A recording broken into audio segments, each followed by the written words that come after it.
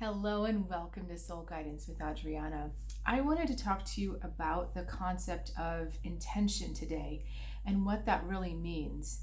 I remember when I was first kind of introduced to this spiritual path by my first mentor. Before he became my mentor, he said something about, really needing to watch your intention with everything that you do. Watch your intention. And that's what the spiritual path is about. And I thought, oh my God, that's so much work. I can't possibly do that. And, he mentioned other people that he knew that were, what's the word? Deliberately incorporating this into their life, really watching, he called it what they put out there. So that would be your intention. And then seeing what came back and what to do next from there. So before I get too ahead of myself, let's talk about what intention is. Intention is simply why you're doing something. It's not what you're doing or how you're doing it or to whom you're doing it. It's why you're doing something. You could also look at it as your motivation for doing something.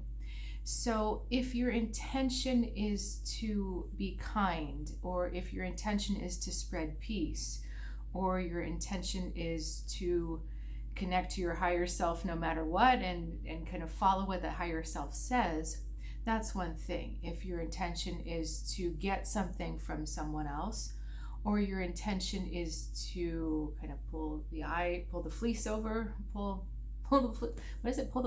someone's eye, or if your intention is to get something for yourself without regards to other people, or if your intention is to act out of fear. What's really interesting is that intention and result can vary very differently. We'd like to think that if you do the right thing, you'll have a good result. Just like they erroneously teach us in school, if you do all your homework and you answer all the questions right and you get everything checked off, you get an A. And then you become an adult and you realize, well, wait a minute, I've done all the right things. Aren't I a good person? Why didn't this work out for me? And here's where understanding intention has really helped me and at the same time blown my mind. Because on the spiritual path, which means we're looking at your actions in alignment with your soul and your actions in alignment with higher vibrations of peace and love, the only thing that matters is intention. Because intention creates a frequency that either matches or harmonizes with the vibrations of peace and love and those joy, those higher emotions, vibrations, or it doesn't.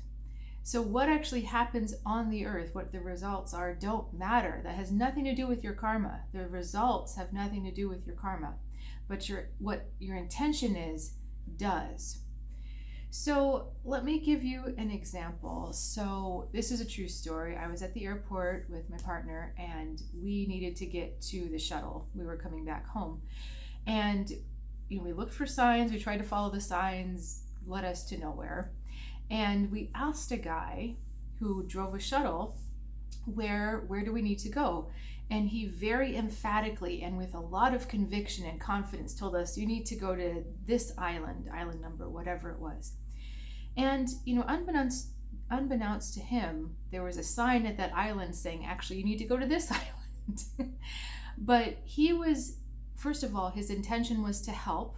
His intention was to be of service when he was asked to be of service. And he was doing his best to give us the information that he thought was true. But we were still misled. We still got to the wrong place, right? But that's not a stain on his karma because he had the best of intention in mind. Now, had he been deliberately trying to mislead us, that would have been a stain on his karma. So this is really helpful to think about in terms of what you're putting out into the world. We tend to want a certain result, of course, right? We want things to go our way.